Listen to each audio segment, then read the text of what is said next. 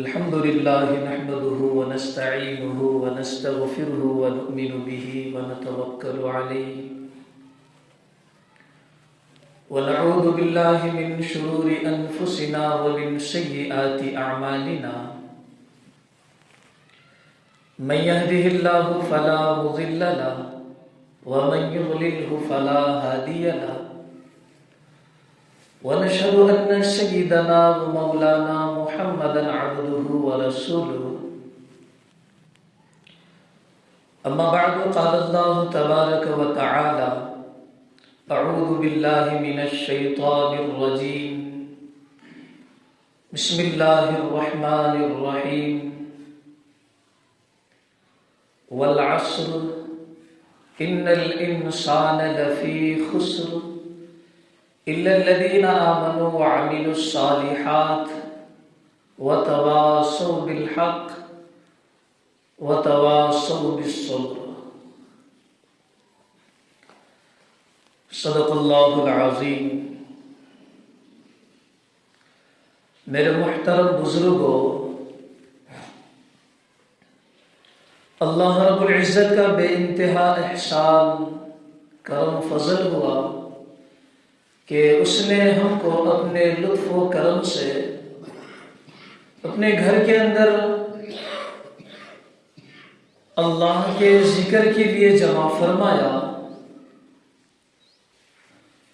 جو لوگ اللہ کے ذکر سے ہمیشہ گامزن رہتے ہیں، اللہ کے ذکر میں ہمیشہ مشغول رہتے ہیں، سمجھ لینا کہ اللہ رب العزت کی خصوصی رحمت ان کے اوپر نازل ہو رہی ہے۔ خصوصی توجہ اللہ رب العزت فرما رہے ہیں جو اللہ کے ذکر میں مشغول رہتے ہیں۔ اللہ رب العزت نے انسانوں کو بڑی بڑی نعمتوں سے نوازا ہے۔ دنیا کے اندر رہنے والا انسان دنیا کی جائیداد کو، دنیا کی مال و دولت کو، دنیا کی ڈگریوں کو، یا حکومت کے بڑے عہدے کو، یا سیاست کے بڑے عہدے کو کامیابی سمجھتا ہے، اور مال و دولت کو اللہ کی سب سے بڑی نعمت سمجھتا ہے۔ لیکن حقیقت میں سب سے بڑی نعمت دین کے اوپر چلنا ہے۔ دین اللہ رب العزت کی سب سے بڑی نعمت ہے۔ علوم دینی یا سب سے بڑی نعمت ہے۔ دنیاوی علوم سب سے بڑی نعمت نہیں ہے۔ دنیاوی جائیداد سب سے بڑی نعمت نہیں ہے۔ سیاست کے اندر بڑا عہدہ یہ سب سے بڑی نعمت نہیں ہے۔ چاہے دنیا کا کون سا بھی عہدہ لے لو، وہ سب سے بڑی نعمت نہیں ہے۔ سب سے بڑی نعمت ایمان ہے، سب سے بڑی نعمت علوم دینیہ ہے، دین اسلام سب سے بڑی نعمت ہے۔ اللہ رب العزت نے انسانوں کو بڑی بڑی نعمتیں عطا فرمائی ہے۔ خود انسان کے وجود کے اندر لے لو کہ کتنی بڑی بڑی نعمتیں ہیں۔ دو آنکھیں ہیں، دو آنکھوں میں سے ایک آنکھ اگر چلی جائے تو نعمت کی قدر سمجھ میں آتی ہے۔ دو پیروں میں سے ایک پیر چلا جائے تو نعمت کی قدر سمجھ میں آتی ہے۔ دو ہاتھوں میں سے ایک ہاتھ چلا جائے تو ایک ہاتھ کی قدر سمجھ میں آتی ہے کہ کتنی بڑی نعمت سے اللہ رب العزت نے نوازا ہے۔ ایک فقیر کسی ایک بزرگ اللہ والے کے پاس آیا اور آ کر سوال کرنے لگا کہ میں محتاج ہوں، فقیر ہوں، مجھے کچھ آپ عنایت فرما دیجیے۔ وہ بزرگ دیکھ کر کہنے لگے کہ تو اتنا بڑا کروڑ پتی ہے اور میرے سامنے ہاتھ پھیلا رہا ہے۔ وہ فقیر بھی بڑا پریشان ہوا، تعجب کرنے لگا کہ میرے پاس نہ جائیداد ہے، نہ مال ہے، نہ میرے پاس کوئی ڈگری ہے، نہ سیاستی اعتبار سے کوئی عہدہ ہے، میں کروڑپتی کیسے ہو گیا؟ میرے جیب کے اندر تو ایک ٹکڑا بھی نہیں ہے اور آپ مجھے کروڑپتی کہتے ہیں۔ تو وہ بزرگ کہنے لگے اللہ رب العزت کی بڑی نعمتوں میں سے ایک نعمت زبان تیرے پاس موجود ہے، یہ زبان دل کی ترجمانی کر رہی ہے۔ دل کی بات زبان سے انسان کہتا ہے، زبان اگر نہ ہو تو دل کی بات انسان کیسے بولے گا؟ زبان دل کی ترجمانی کر رہی ہے۔ ایک کام کر، میں 10,000 روپے تجھے دیتا ہوں، یہ زبان کاٹ کر مجھے دے دے۔ تو وہ فقیر کہنے لگا کہ میں زبان کاٹ کے کیسے دے سکتا ہوں؟ تو وہ بزرگ کہنے لگے کہ اللہ رب العزت نے دونوں آنکھیں تجھے دی ہے، بتا ایک آنکھ کی کیا قیمت لگاتا ہے؟ ایک آنکھ مجھے نکال کر دے دے، کیا قیمت لگاتا ہے؟ تو وہ فقیر کہنے لگا کہ میں ایک آنکھ نہیں دے سکتا۔ تو بزرگ کہنے لگے چل ایک پیر کی کیا قیمت لگاتا ہے؟ تیرے پاس 2 پیر ہے، ایک پیر کی کیا قیمت لگاتا ہے؟ میں ایک پیر خریدنے کے لیے تیار ہوں۔ تو وہ فقیر کہنے لگا کہ میں پیر بھی نہیں دے سکتا۔ تو وہ بزرگ اللہ والے کہنے لگے جب اتنی ساری نعمتیں تیرے پاس ہے، آنکھیں ہیں، سننے کا خزانہ اس کے اندر موجود ہے، دیکھنے کا خزانہ اس کے اندر موجود ہے، کان ہے، سننے کا خزانہ موجود ہے، زبان ہے، ترجمانی کرنے کا خزانہ اس کے اندر موجود ہے، اللہ رب العزت نے دل تجھے دیا ہے، دماغ تجھے دیا ہے سمجھنے کے لیے، سوچنے کے لیے۔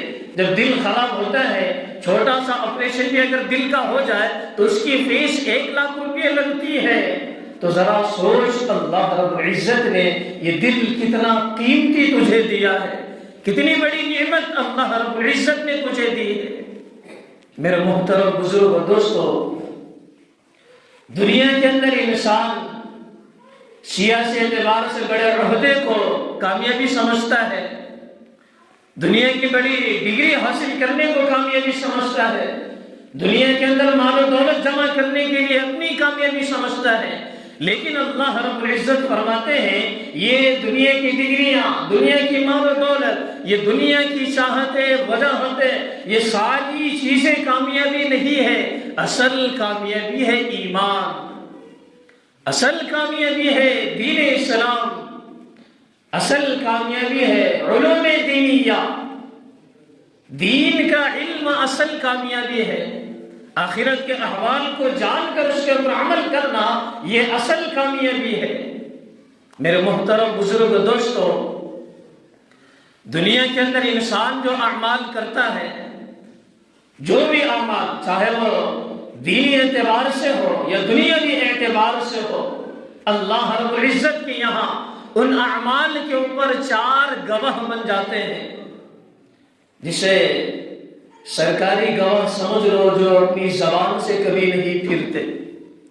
دنیا کے اندر انسان گواہ بن جاتا ہے، چند ٹکڑوں کے خاطر بک بھی جاتا ہے، چند ٹکڑوں کے خاطر اپنے ایمان کو بھی بیچ دیتا ہے، لیکن اللہ رب العزت کے یہاں ایسے گواہ تیار ہو جاتے ہیں جو انسان کے اعمال کے اوپر گواہی دیں گے کہ انسان نے کون سا عمل کیا ہے، کس موقع پر عمل کیا ہے، کس جگہ پر عمل کیا ہے، یا کس زمین کے ٹکڑے کے اوپر اس نے عمل کیا ہے، وہ ساری چیزیں اللہ رب العزت کے سامنے بیان ہوگی۔ میرے محترم بزرگ دوستو، ان گواہوں کو اپنے فیور میں تیار کرنا ہے، ان گواہوں کو اپنے خلاف تیار نہیں کرنا کہ کل قیامت کے دن وہ گواہ کھڑے ہوں گے اور انسان کے خلاف بھی گواہی دیں گے۔ دنیا کے اندر اگر گواہ تیار ہو جائے تو چند مال اسے روپیہ پیسہ دے کر خریدا جا سکتا ہے، جو اپنے فیور میں کیا جا سکتا ہے، لیکن جو آخرت کے گواہ ہوں گے وہ ٹکڑوں کے اوپر بکنے والے نہیں ہیں، مال و دولت کے اوپر بکنے والے نہیں ہیں، اعمال صالحہ کرنا پڑے گا، نیک اعمال کر کے ان گواہوں کو اپنی طرف لانا ہوگا۔ قرآن مجید کے اندر ان گواہوں کا تذکرہ کیا گیا ہے کہ 4 کون سے گواہ تیار رہیں گے جو اللہ رب العزت کے سامنے گواہی دیں گے۔ میرے محترم بزرگ دوستو، قرآن مجید کہتا ہے یومئذ تحدث اخبارها، سب سے پہلا گواہ انسان کے اعمال کے اوپر، چاہے وہ نیک عمل ہو یا برا عمل ہو، سب سے پہلے گواہی دے گی زمین، کہ جس زمین کے اوپر انسان اچھا عمل کرے یا برا عمل کرے، یومئذ تحدث اخبارها، قیامت کے دن وہ زمین گواہی دے گی کہ ہاں فلاں موقع پر یا فلاں جگہ یا فلاں سیکنڈ اس نے یہ عمل کیا تھا، یہ گناہ اس جگہ کیا تھا، یہ زمین گواہی دے گی۔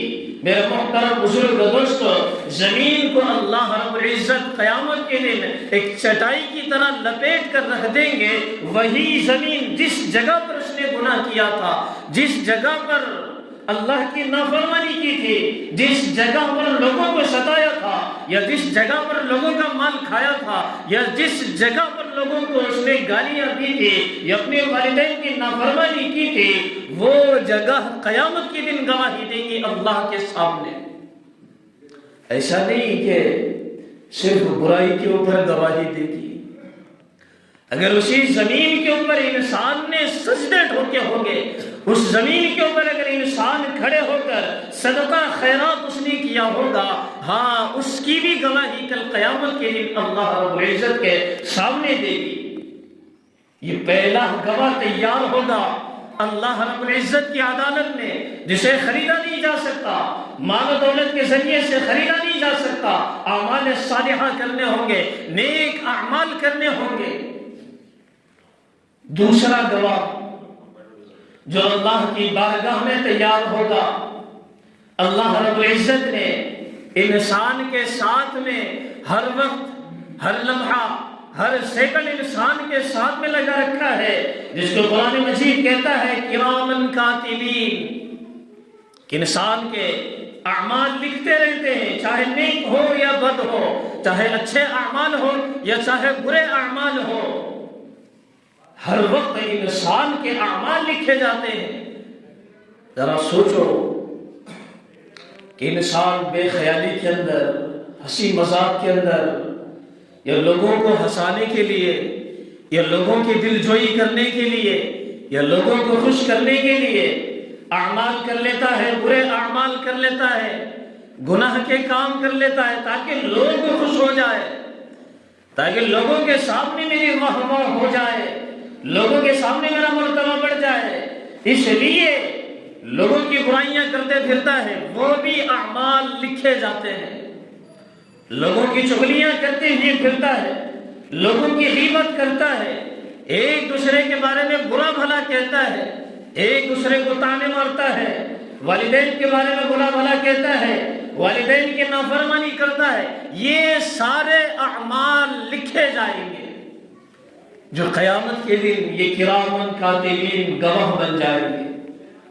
میرے محترم بزرگ و دوستو، یہ ایسے گواہ ہیں جو بدل نہیں سکتے، اپنی زبان سے پلٹ نہیں سکتے، اپنے زبان سے مکر نہیں سکتے، یہ ایسے گواہ ایسے تیار ہوں گے۔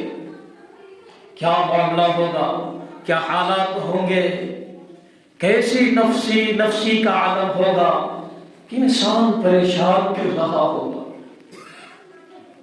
پہلا گواہ زمین، دوسرا گواہ کرامن کاتبین، اور تیسرا گواہ انسان کے اعمال نامے ہوں گے۔ قیامت کے لیے جب سب انسانوں کو جمع کیا جائے گا تو ایک ہوا چلے گی، اور اس ہوا کے اندر اڑتے اڑتے اعمال نامے آئیں گے جو لوگوں کے ہاتھوں میں چلے جائیں گے۔ اعمال جس کے ہوں گے اسی کے ہاتھ میں چلے جائیں گے۔ انسان اپنے نام اعمال کو دیکھ کر کہے گا وَمَن يَعْمَلْ مِثْقَالَ ذَرَّةٍ خَيْرٍ يَرَهُ وَمَن يَعْمَلْ مِثْقَالَ ذَرَّةٍ شَرًّا يَرَهُ، کہ باریک سے باریک گناہ بھی جو لوگوں کو ہنسانے کے لیے دوسرے کی برائی کی تھی، لوگوں کے سامنے اپنی بڑائی بیان کرنے کے لیے، دیکھو میں ان کی خبر لے کر آیا ہوں، دیکھو میں ان کے اندر کی بات تمہیں بتاتا ہوں، یہ باتیں بھی، یہ چغلیاں بھی، یہ غیبت بھی اگر کسی کے سامنے کی ہوگی تو نام اعمال کے اوپر دیکھ لے گا، کیونکہ یہ باریک باریک چیزیں ہیں کہ انسان دوسروں کو خوش کرنے کے لیے کرتا ہے، دوسروں کے سامنے اپنی بڑائی ظاہر کرنے کے لیے کرتا ہے، اپنا بڑا پن لوگوں کے سامنے بتلاتا ہے۔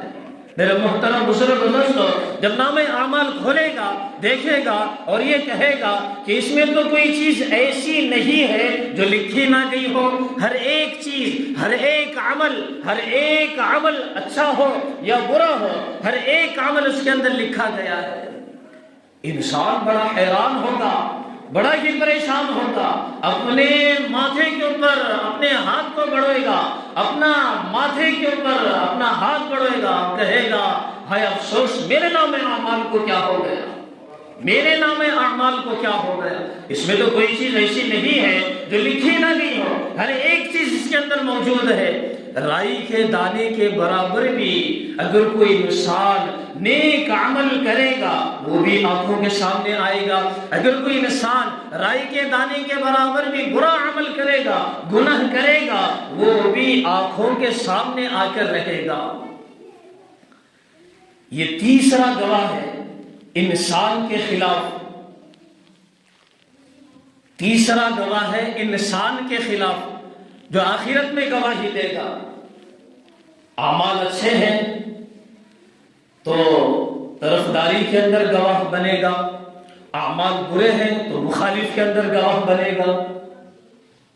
پہلا گواہ زمین، دوسرا گواہ کرامن کاتبین، تیسرا گواہ خود انسان کے اعمال نامے، کہ انسان دیکھ کر سمجھ جائے گا کہ ہاں آج فرشتے کے ڈنڈے پڑیں گے یا حوروں کا دیدار ملے گا، فرشتے کے ڈنڈے ملیں گے یا حوروں کا دیدار ملے گا، یہ انسان اپنے نام اعمال دیکھ کر سمجھے گا۔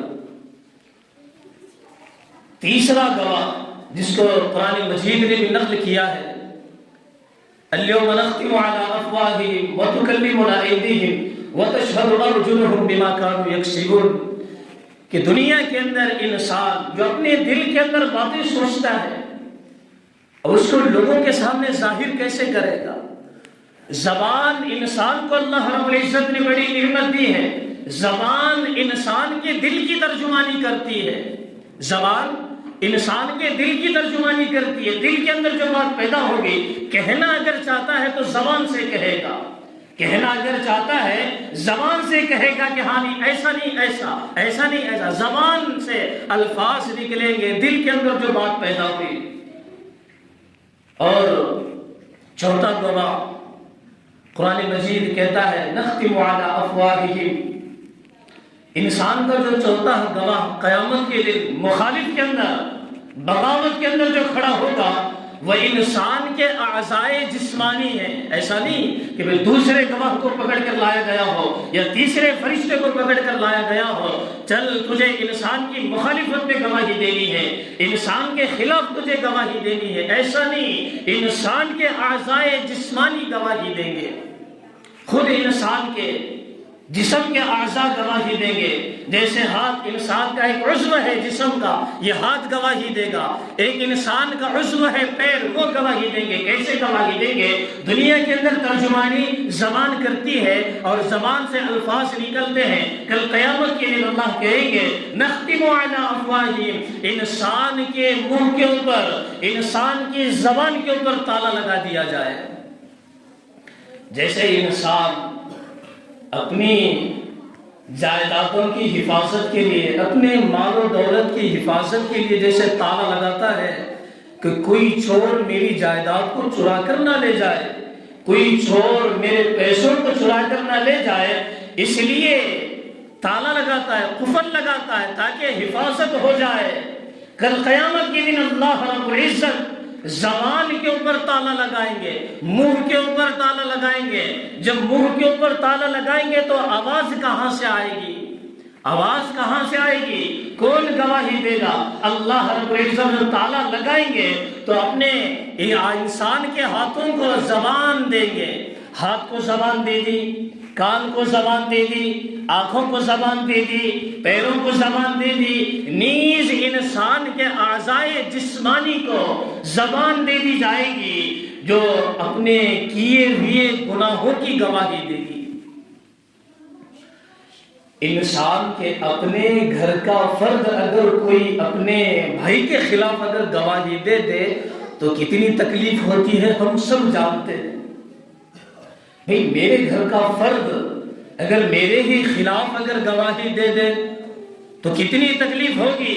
اسی طریقے سے قیامت کے دن انسان کے اعضائے جسمانی گواہی دیں گے جو کبھی بدل نہیں سکتے، کبھی نہیں بدل سکتے. انسان جب ان کی گفتگو سنے گا، ہاتھوں کی زبانی سنے گا کہ ہاں فلاں موقع پر گناہ کیا تھا، ہاں فلاں موقع پر فلاں کو مارا تھا، ہاں فلاں موقع پر فلاں کو لاتا وغیرہ ڈالا تھا، گواہی دیں گے. انسان کہے گا میں نے تو یہ تمہارے ہی مزے کے لیے گناہ کیے تھے، آج میرے خلاف تم لوگ گواہی دیتے ہو. میرے محترم بزرگ و دوستو، یہ 4 گواہ انسان کے خلاف تیار ہوں گے جو کبھی بدل نہیں سکتے، کبھی بدل نہیں سکتے. دنیا کے گواہ مال و دولت کے لیے لٹ جاتے ہیں، بک جاتے ہیں، لیکن ان گواہوں کو خریدا نہیں جا سکتا، ان گواہوں کو بدلا نہیں جا سکتا. ان گواہوں کو اعمال صالحہ کے ذریعے سے مزین کرنا ہوگا. ان گواہوں کو اعمال صالحہ کے ذریعے سے مزین کرنا ہوگا، نہیں تو فرشتوں کے ڈنڈے ہوں گے. اعمال اچھے ہیں تو حوروں کا دیدار، اعمال برے ہیں تو فرشتوں کے ڈنڈے ہیں. اعمال برے ہونے کے بعد اللہ رب العزت کیا کہیں گے؟ خذوہ فغلوا ثم الجحیم صلوا ثم فی سلسلۃ ذرعها 70 ذراعا فاسلکوا. فرشتوں کو حکم ہوگا کہ ان کو پکڑو. جیسے ایک انسان کہتا ہے کہ ایک مجرم کو پکڑو، ایسے پکڑو کہ اسے کبھی چھوڑو مت، تو اللہ رب العزت قیامت کے دن کہے گا خذوہ فغلوا، ایسے پکڑو، ایسے جکڑو کہ وہ تمہارے ہاتھوں سے چھوٹنے نہ پائے، تمہارے ہاتھوں کی جکڑ سے وہ نکلنے نہ پائے. اس طریقے سے ان کو پکڑو. ثم الجحیم صلوا، پھر جہنم کے گڑھے کے اندر، اور ایسے خوفناک گڑھے کے اندر جس کے انگاروں کے شعلے آسمان کو لگتے ہوں گے، ایسے گڑھے کے اندر انسانوں کو داخل کرو جن کے نام اعمال برے ہوں گے، جن کے مطابق یہ فیصلہ ہو گیا ہو کہ ہاں فلاں انسان جہنمی ہے. ایسے انسانوں کو پکڑو اور جہنم کے گڑھے کے اندر ڈال دو جن کے آگ کے انگارے یا آگ کی شعاعیں آسمان کو لگتی ہو. میرے محترم بزرگ و دوستو، یہ 4 گواہ جو تیار ہوئے ہیں یہ بھی اللہ رب العزت کی نعمتوں میں شمار ہوتے ہیں. انسان کے اعضائے جسمانی گواہی دیں گے تو یہ بھی ایک اللہ کی نعمت ہے. ان کو اعمال صالحہ کے ذریعے سے مزین کرنا ہے، اعمال صالحہ کرنا ہے تاکہ نیک اعمال کے اوپر یہ گواہ بن جائے، برے اعمال کے اوپر گواہ نہ بنے. کیونکہ جب برے اعمال نہیں ہوں گے تو اچھے اعمال کے اوپر یہ گواہ بنیں گے. نام اعمال گواہ بنیں گے. نام اعمال کو نیک اعمال کے ساتھ مزین کرنا ہے. نام اعمال کے اندر صرف نیک اعمال نظر آنے چاہیے، نیک اعمال نظر آنے چاہیے. میرے محترم بزرگ و دوستو، دوسری اصل بات یہ بھی ہے کہ ہم سنتے آ رہے ہیں کہ جیسے روزمرہ کی یہ دنیا بدل رہی ہے، معاشرہ بدل رہا ہے، فرقہ واریت بدل رہی ہے، فرقہ واریت لوگوں کے اندر بڑھ رہی ہے، لوگوں کے ذہن خراب ہو رہے ہیں. جدھر دیکھو باطل طاقتیں